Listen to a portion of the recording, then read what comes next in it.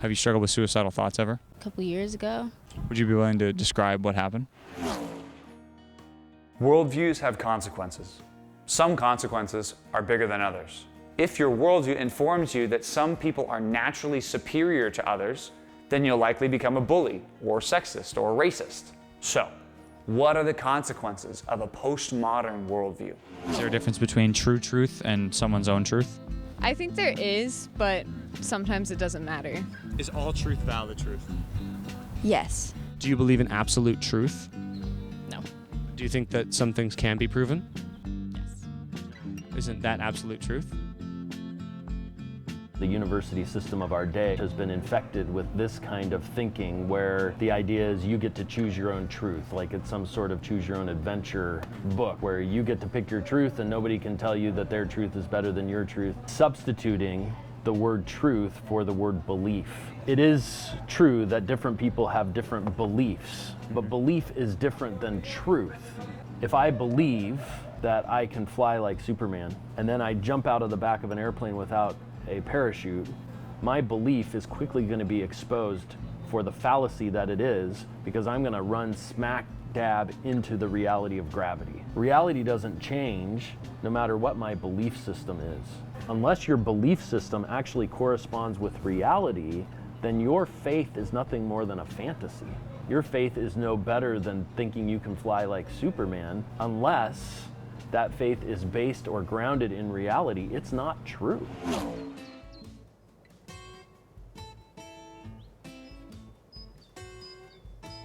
Where do you think morality comes from?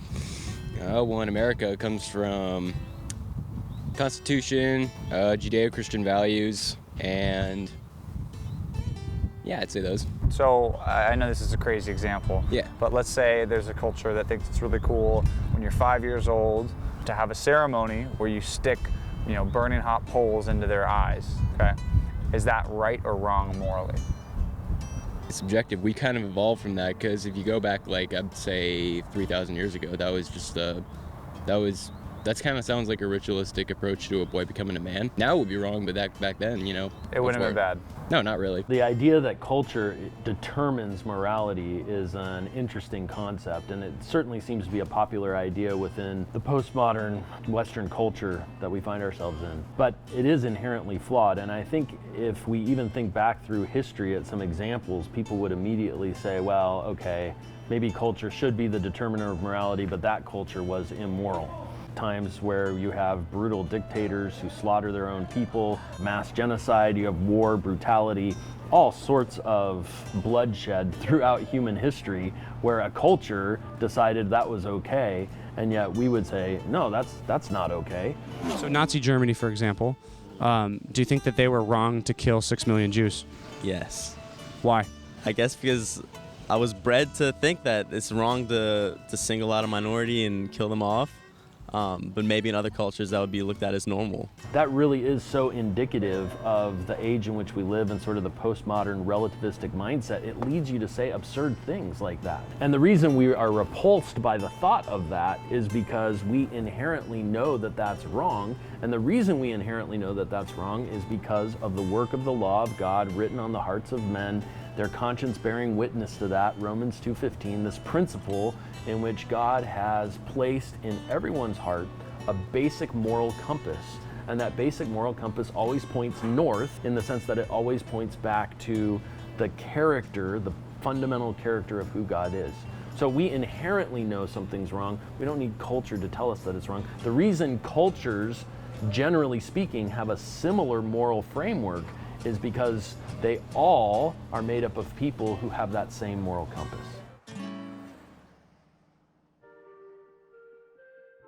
I think anytime you remove God from the picture, you find that life is ultimately empty. And we go back to Solomon and his emphasis on vanity. Everything is fleeting and ultimately empty apart from God. When it comes to trying to find the answers for why things are the way they are, science and reason can take us so far, but if you omit God from the picture, you're never going to answer some of those ultimate questions. And then when it comes to pursuing the chief end of your life, the pursuit of your own happiness, it may satisfy for a short time, but in the end, it will not satisfy you. And so you won't get answers that are ultimately satisfying in either area. And I think we're seeing that in the philosophical system of a more optimistic system, runs its course, and at the end of it, oh, it didn't do what we thought it would. Now it's a more pessimistic system. That pessimism ultimately is going to lead to things like nihilism and despair, because that is where any worldview that doesn't have God as part of it ultimately leads. So what's nihilism? Nihilism is essentially an emphasis on nothingness. It is the ultimate end of despair.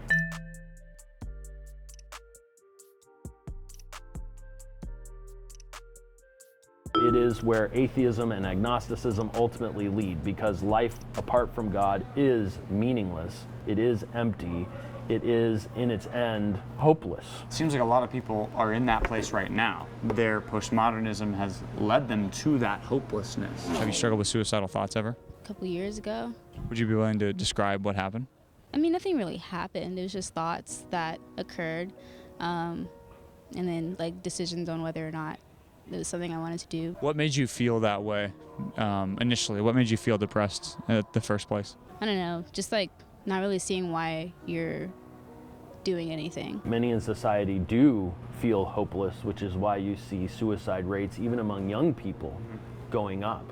Because the emptiness of a system apart from God leads to this kind of despair, and the answer to that despair is the God that they're omitting from their worldview. One of the most famous nihilists was a guy named Friedrich Nietzsche, and he's famous for the phrase, God is dead. He put that in the mouths of one of his characters in an essay that he wrote, a raving madman who was going around saying, God is dead and we have killed him. And what he meant by that was he meant that Western society in the Enlightenment had omitted God from its worldview. This raving madman is talking about how now that we have, quote unquote, killed God, he said, now what?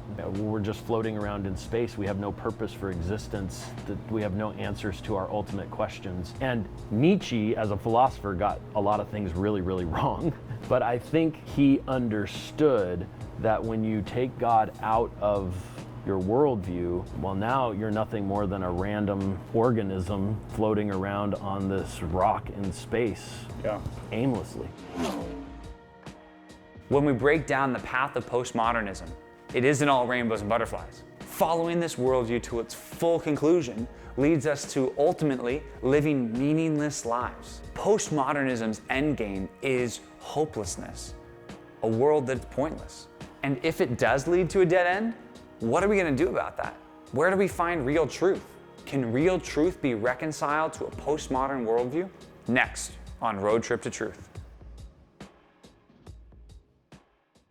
What's up, guys? Thanks for watching. Hope you enjoyed that. Next week, we got more content coming at you, so make sure you subscribe.